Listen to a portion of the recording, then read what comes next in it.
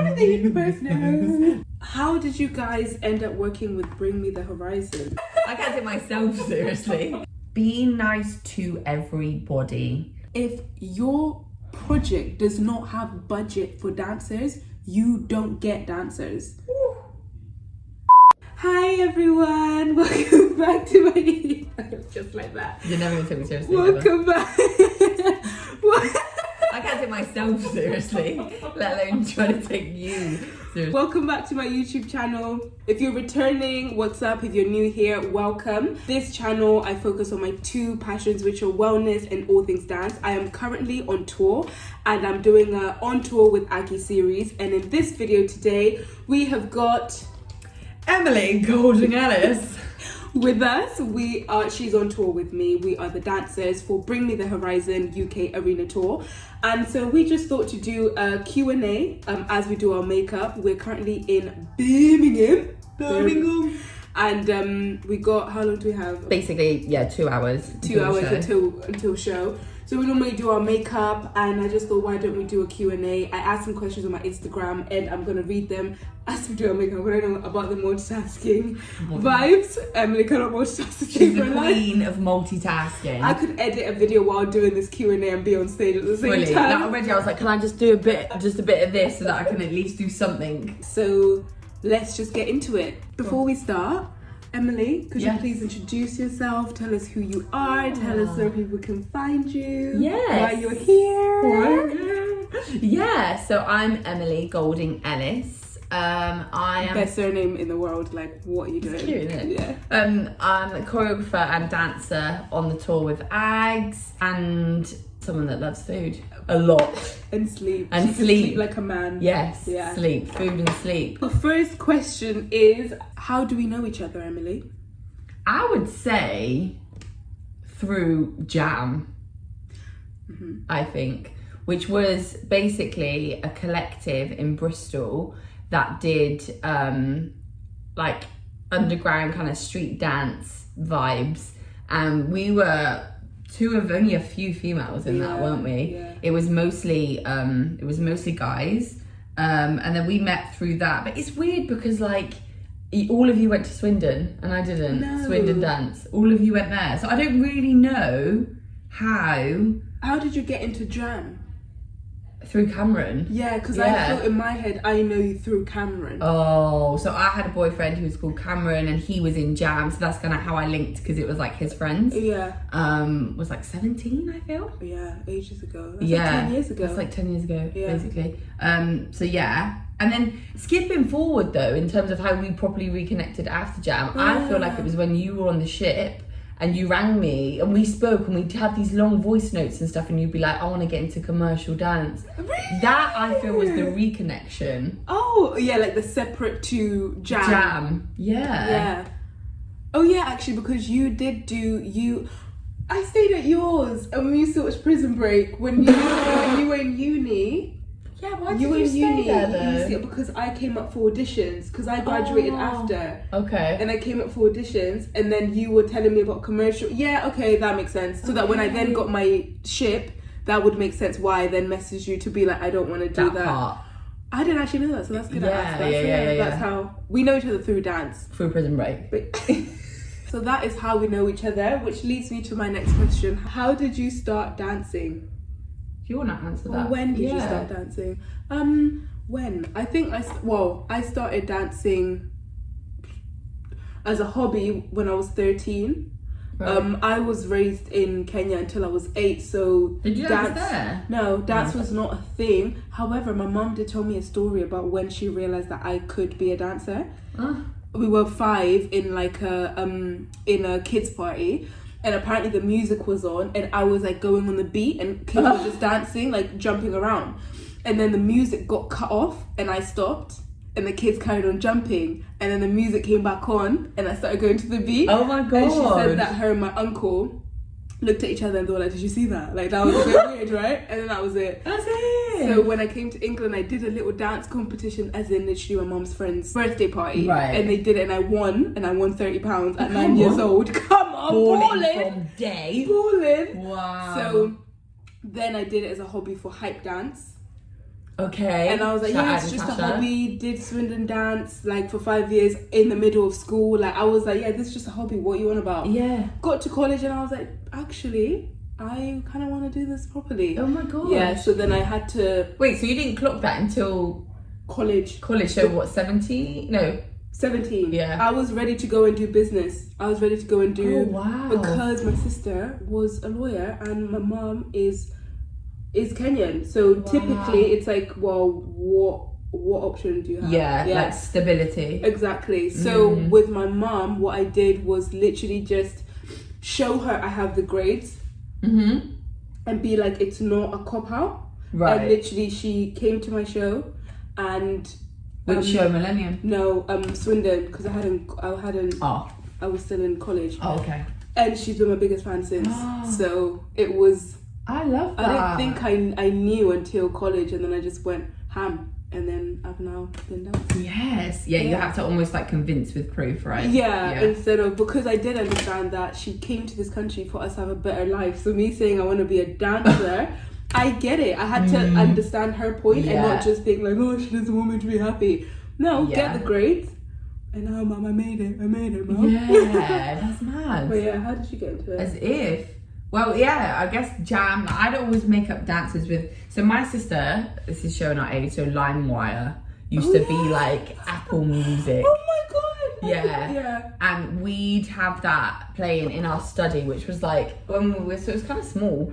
Like, and she'd play different songs on LimeWire, and I'd make up dances, and she'd like go away for a bit, and then I'd come back and I'd show her the dance. And she's not a dancer, but she'd sit there and be like, don't really like that part. Don't really like, no, that part's a bit like, no. Your sister? Yeah. Sounds like Kate. Yeah. Sounds like Kate. Yeah. Just straight up like, nah. And then I just would tweak them. And then I just would make up dances all the time. Like everyone does, like, you know, show grandparents, parents, and that sort of thing. Like you just dance with your cousins and stuff, don't you? Yeah. But then when I was like at PE in school, we had dance lessons. Yeah. And the teacher was just like, I don't know what to do. Like, I don't know. So I would run like the PE dance classes and just like teach routines from like Honey and like all of that stuff. So then I think that started it, the choreo stuff especially, and then it just escalated from there. Like I went to Angels Academy, which we'll link back to in a bit because that relates to this. Yeah. Weirdly. Wild. Yeah, and then I actually ended up going to uni, not a dance school, which I didn't really want to go to uni, but full circle, it worked out fab because I just had loads of time to train in dance studios basically in the day because we only had like 1 hour of ballet or whatever a day. Will I ever use my certificate degree? No. Did you use it for this? No. Do you walk to an audition panel and they go, please can we see a BA Ons? No. Never that. It's like, can you freaking do like 30 pirouettes or like it's just never the paper, but later on it might be the paper, so you know, you never know. The thing. Keep it there. Yeah. How did you guys end up working with Bring Me the Horizon? Wow, I love this story. I love this story and I love telling this story. I love this story. Do you want to tell it? Tell the story? I'll tell my part of it and then where it lands with you, right? You can say it from your reaction. Sorry, I'm just got the kind of it's a liquid eyeliner. Trying to get over an individual lash. I know. I'm trying to get over an individual lash without damage. So I used to go to a dance school called Angels Dance Academy in Bristol, and they rang me randomly. One day I was on my bed and I had my diary on my lap, and I was just like, oh my god, like what am I doing? Like what am I doing? Like what jobs am I doing? Like dance. Oh my god. What is life? What is life? And then I had the t-shirt of that dance school on, and I never wear this t-shirt, guys. This t-shirt is long. It's like a dress, so it's like what you'd maybe wear to bed, but I just never wore it. Bottom of the wardrobe that day, got it out, and I'm honestly not exaggerating. That was the first time I've properly worn it. Like I just don't wear it anyway. So then Steph rings, who's the guy who owns the school. It's his wife, and I'm like, why is Steph ringing me? And I got a t-shirt on. That's so weird. So I pick it up, and she's like, hi, there's this job, there's this like tour that we've got, like are you interested in doing it? Because our girls, obviously they do comps, but they won't do like professional tours and stuff because they just, you know, they really focus on that kind of stuff, and they smash it. So knowing that I was in the industry, they were like, oh, do you want to like do this tour? And it's with this band, and they said the name of it, and I was like, I I don't know who that is. I thought it was Bring Me the Sunshine. And I was like, I Googled then, and I was like, this for me is like the Chris Brown of the rock world. Yeah. Like, is that level. And then I'm out here like, what? So there was that. And then I was like, okay, so they said we need 3 dancers. Do you know anyone? And then, yeah, like straight away, I just thought of you. Yeah. I don't even know why. Like, I don't know. I just thought of you straight away. Like, boom. Like, I know so many dancers, but it was just like, yeah, like Aggie. So then I rang her, and then you go. So at this time, my first contract was on a ship away, and I was doing musical theatre, and I loved it. But on the contract, I was like, I want to do commercial dance. Like, I'm done here after one contract. I stopped doing musical theatre. I came back to Bristol, and I was literally traveling from Bristol to London, just dancing. Like, just dancing. I would work, and then I'd go to London, then I'd come back. I would go work or gym, and then that kind of cycle. And I was actually really happy. Like, that grind part of it wasn't actually exhausting, because I guess I just changed avenues or careers, so I was excited. Yeah. I was literally I was doing hair work. I was literally sat there. Emily calls me. Your navy blue top, right? Green. Oh. Emily calls me, and she's like, "Hi, Han." I'm like, yeah. And so she called me, and she was like, "Do you want to do a world tour?" I was like, "Yeah, mate. Do you want £1 million?" Oh like, my god. I was like, "Yeah, okay." I was literally like, "All right." Literally. And then she was like, "It's basically this band." I hadn't heard of them, and they were like, do you want to do a world tour with them? I was like, "Yeah, okay." You know. And then the turnaround time. This was in end of March. She said, "Can you go and film a video of you dancing and then send it to them, because they're in Australia, so they can't do physical auditions." My mum literally picked me up from work. We went to studio, whatever it's called, 354 in Bristol, 354. Yeah. She recorded me doing a freestyle to rock music. They sent it over, and they were like, "Yeah, you're ready for a world tour." We started rehearsals end of April. Yeah. Went to Brussels for a week, got our visas. In May, we were opening in front of 30,000 people. That's how this happened. And me being like the overachiever of life, because I didn't know how many songs I needed to choreograph. Really, it was just like, boom, this is their new kind of album, their EP. So I choreographed like 21 songs off an EP in 2 weeks. I have videos of myself. I'm in a Christmas onesie in my bedroom. Yeah. I look like I've just been hit by a bus. Like, I am honestly, like, it's crazy. Yeah. So that's how it started. That's how it began. What's your favourite thing about tour? I mean, this is kind of a deep answer, but for me, it's the actual reality that your job can literally be what you've thought that you want it to be. Yeah. Like, there's so many times where we stood backstage, especially on this tour, and I'm just looking out to the crowd, and we're back, like we can't be seen, and it's like, this is what I wanted. Yeah. Oh. This is what I've worked for, and it's there, and it's happening right now. And it even feels weird to call it a job, because it's like a dream. It's something that's been in your head, so it's not really a job. Yes. Like, yes. But I guess in practical senses it is. But yeah. Yeah. That part. The best part is you getting to travel for sure, and linked with that is the element that you're traveling, you are performing in front of thousands of people, and that is work.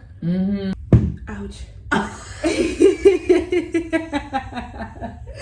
You hit your funny elbow in your last all video, the time. and the same one. All the time. What's the most challenging thing about tour life?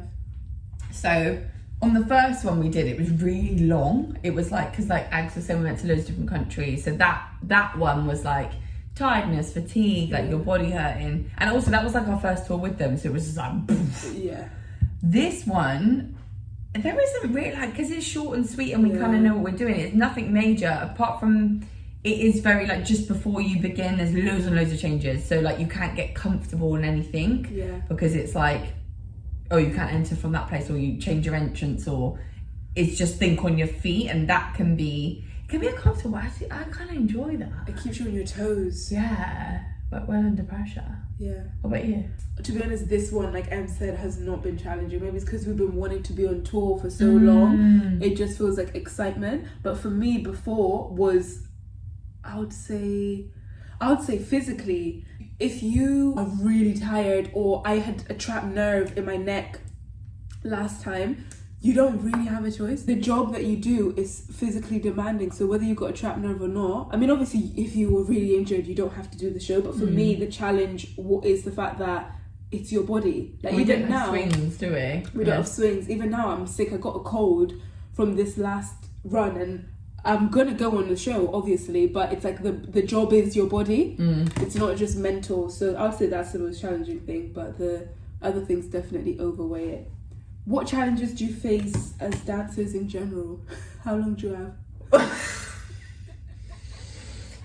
But to name them, for someone like outside looking in, wondering, oh, it looks so good, or you know, but what are the challenges in general? It's just a constant hustle. Constant. Obviously the physicality, being good with your networking, professionalism is massive. That's something that you have to like learn along the way. That's huge. And just, I think, being okay with inconsistency and being uncomfortable and not knowing if next week you ain't got a job, and just being okay with that. I would say the challenges. Oh, she can't talk when she doesn't listen down. I'd say the challenges are how people see us. You know, I think we're still in those days where it's changing slightly, but it's still like, oh, you do dance, like, oh, like you live off of that, or like, you know, I think it's how dances are seen. And even in the industry, when people are just like, oh, you know, do you want to do this for free, or do you want to do this for experience? No, I don't, because I'm still working. So learning, whether it's the hard way, I don't think I learned like so much of the hard way, but I did learn about, Aggie, you're still trading your craft. So for anyone listening, if your project does not have budget for dancers, you don't get dancers.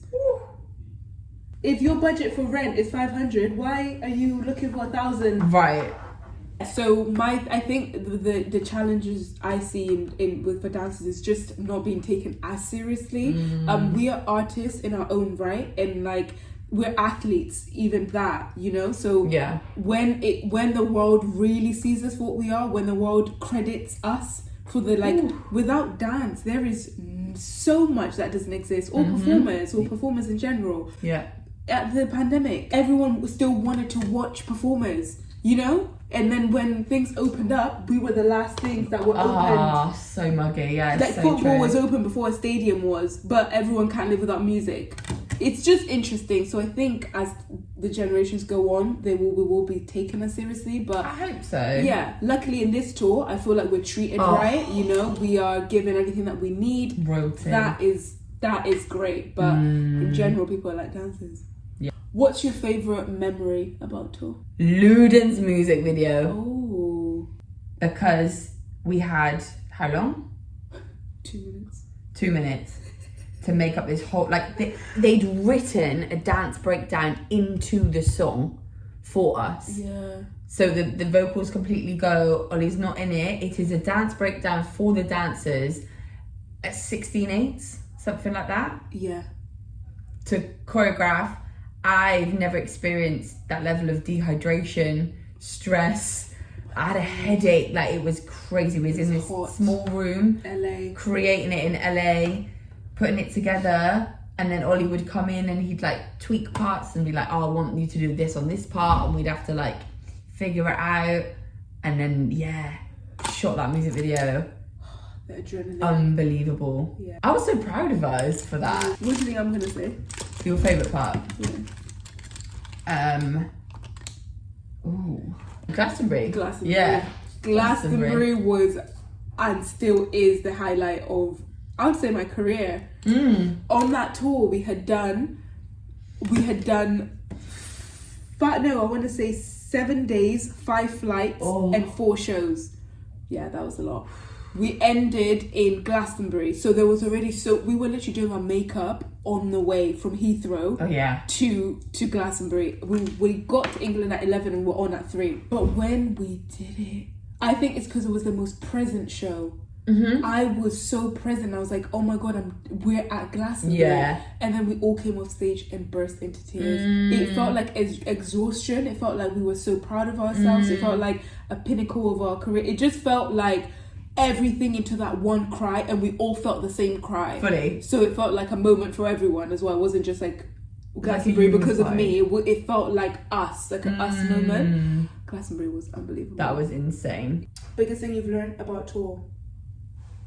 Be nice to everybody. Amen. In the crew, around the door people. You just do not know. No one is like of a lower caliber to anybody, because without one person's contribution to the show, that part doesn't work, which then would make that next part not work. You'll just be at dinner and they're like, yeah, we just did Ed Sheeran, we just did Stormzy, and it all clicks. So what if you Little were Mix. on Little Mix tour and you were rude to this person on Bring With the Horizon tour, and then it all just links. So I think be nice to everyone. I've learned a lot about professionalism is probably about 80% of the job. It's not, I think talent is 20%.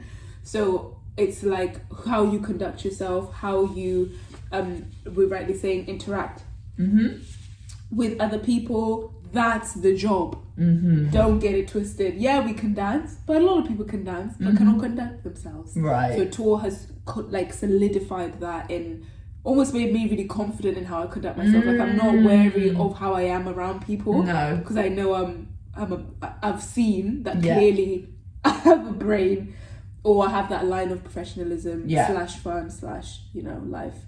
Last question. What is next? What's after this tour? only the universe knows. Only the universe knows. Dancers don't know what they're doing. No, like I know it's blessings. I'll say that. Fully. I can say it's blessings. Yeah.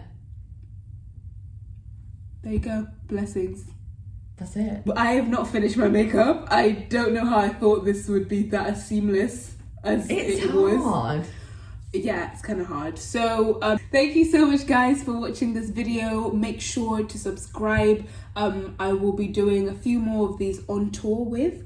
You can follow Emily on Emily Golding Ellis _. And she also has another business. Do you want to tell them That I do in a nutshell. I'll do it quickly for you. Business Plan Dance. So it's a platform for dancers that focuses on everything outside of the physicality of dance. So what you need in your business. So to make sure you're registered self-employed properly, you've got your finances together, you've got your portfolio pictures right, your CV structure, your website, your show reel, all that like admin-y stuff that can get overlooked but helps you and is like the pillar of your career aside from your physical movement. So yeah, get involved.